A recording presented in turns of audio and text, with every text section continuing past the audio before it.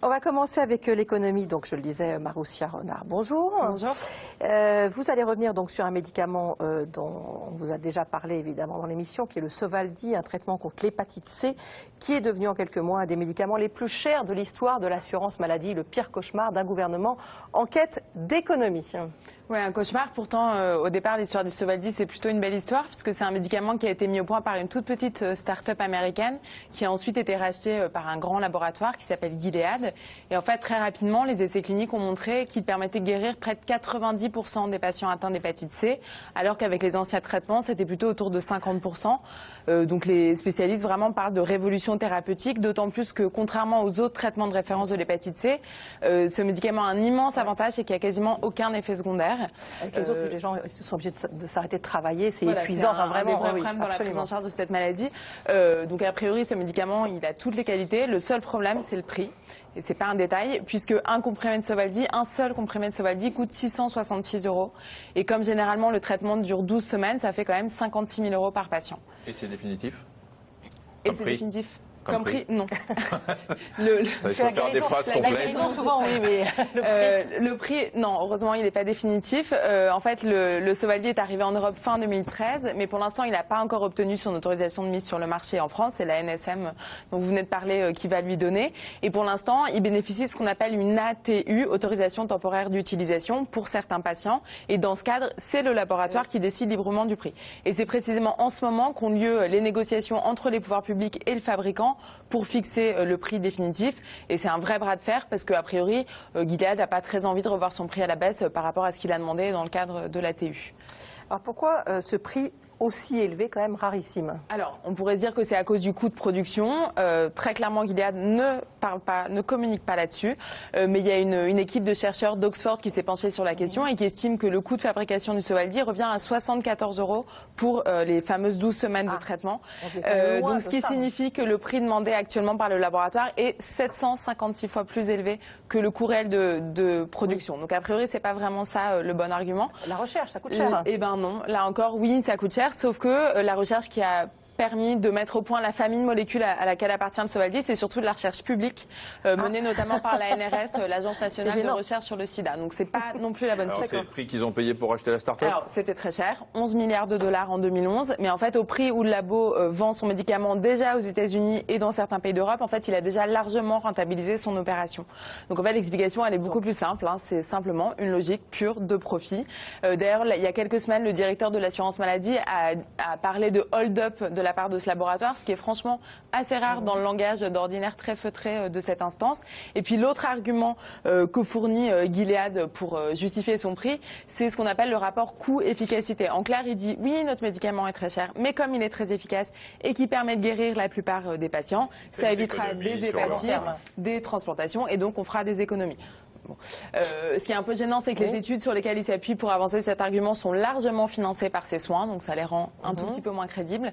Et puis, c'est pas vraiment un argument, parce que par exemple, il y a des vaccins qui coûtent moins de 15 €, autour de 10 €, le DTP par exemple, diphtérie, tétanos, polio, et qui permet de prévenir des maladies dont les complications sont au moins aussi coûteuses à prendre en charge que celles de l'hépatite C. C'est vrai. Alors, est-ce qu'à ce prix-là, quand même, la France peut soigner tous ces malades qui sont quand même nombreux? Oui, plus de 200 000. C'est pas inédit, hein. Il y a des médicaments très chers en France, on en parle assez régulièrement, mais en fait, généralement, ça concerne des maladies orphelines qui touchent très peu de patients. Oui. Le problème, c'est que l'hépatite C, c'est plus de 200 000 personnes en France.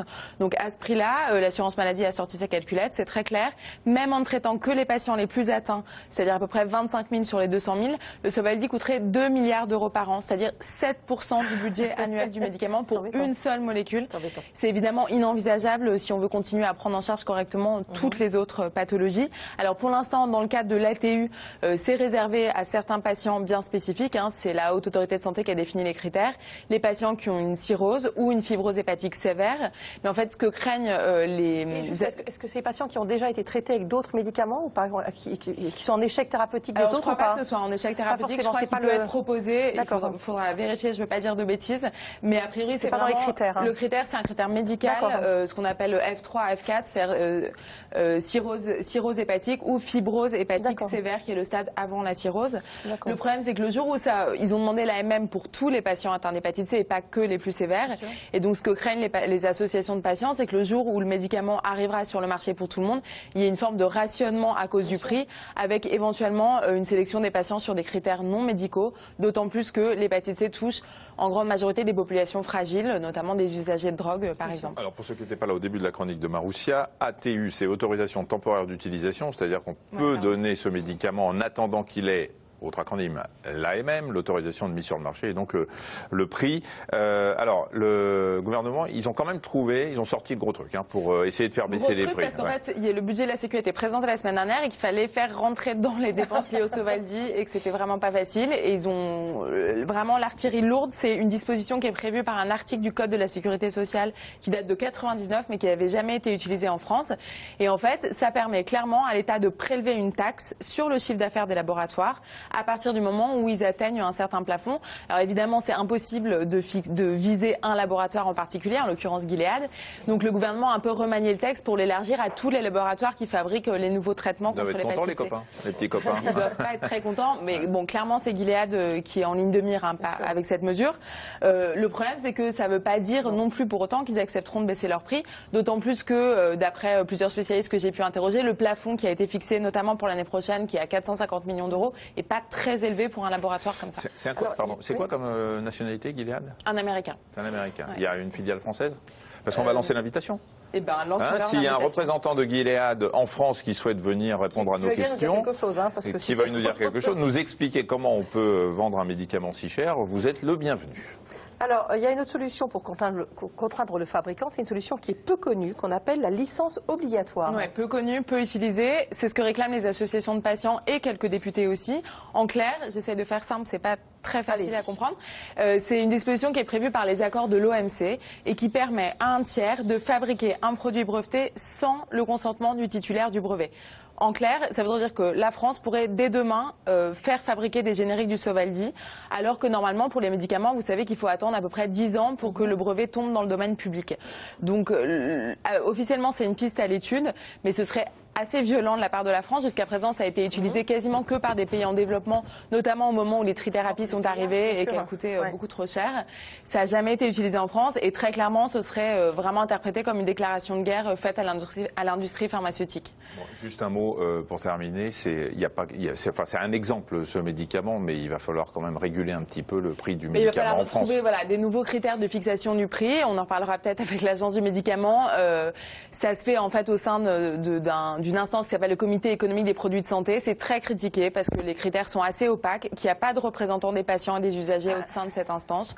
Et donc ça, c'est un vrai problème d'après tous les spécialistes. Et puis au-delà de ça, encore une fois, aujourd'hui, il y a énormément de médicaments qui coûtent extrêmement cher, des thérapies ciblées, des traitements pour les cancers. Et à l'heure où, évidemment, il y a des économies qui sont absolument indispensables, ça pose aussi des questions importantes. Est-ce qu'un jour, dans notre pays, un médecin sera obligé de dire à son patient « j'ai un médicament qui peut vous guérir, mais je ne peux pas vous le prescrire parce que ça coûte trop cher ».